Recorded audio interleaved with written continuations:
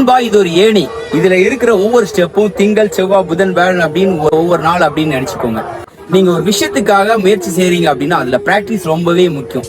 நீங்க திங்கள் பிராக்டிஸ் பண்ணிட்டீங்க, செவ்வாய் பிராக்டிஸ் பண்ணிட்டீங்க, புதன் பிராக்டிஸ் பண்ணீங்க அப்படின்னு டெய்லி நீங்க பிராக்டிஸ் பண்ணீங்க அப்படின்னா ஈஸியா நீங்க நினைக்கிற இடத்துல போய் அடையிறதுக்கு வசதியா இருக்கும். அதுவே நீங்க திங்கள் பிராக்டிஸ் பண்ணிட்டு செவ்வாய் பிராக்டிஸ் பண்ணாம புதன் பிராக்டிஸ் பண்ணிட்டு வியாழன் பிராக்டிஸ் பண்ணாம இப்படி கேப் விட்டுட்டீங்க அப்படின்னா கண்டிப்பா உங்களுக்கு ஏறி போறதுக்கு வசதியா இருக்காது.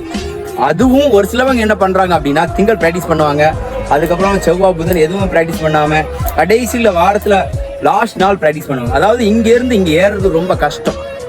ஸோ இதே மாதிரி தான் நீங்க ஒரு விஷயத்தை போய் அடையணும் அப்படின்னு நினைச்சீங்க அப்படின்னா கன்சிஸ்டன்சி ரொம்பவே முக்கியம். அந்த விஷயத்துல நீங்க ஓயாம பிராக்டிஸ் பண்ணிட்டு இருக்கிறது ரொம்பவே முக்கியம். நீங்க எக்ஸாமா இருக்கட்டும் இல்ல பிசிக்கலா இருக்கட்டும், நீங்க கேப் விடாம பிராக்டிஸ் பண்ணிட்டே இருந்தீங்க அப்படின்னா கண்டிப்பா நீங்க நினைக்கிற அந்த விஷயத்தை போய் அடைய முடியும் அப்படின்றதுக்கு நான் கேரண்டி. ஸோ எக்ஸாம்பிள் உங்களுக்கு புரிஞ்சிருக்கும் அப்படின்னு நினைக்கிறேன். இன்னொரு நல்ல வீடியோல சந்திக்கலாம். அது வரைக்கும் உங்களிடம் விடைபெறுவது உங்கள் நண்பர்களுக்கு கன்னியாகுமரி. ஜெய் ஹிந்த், ஜெய் பாரத்.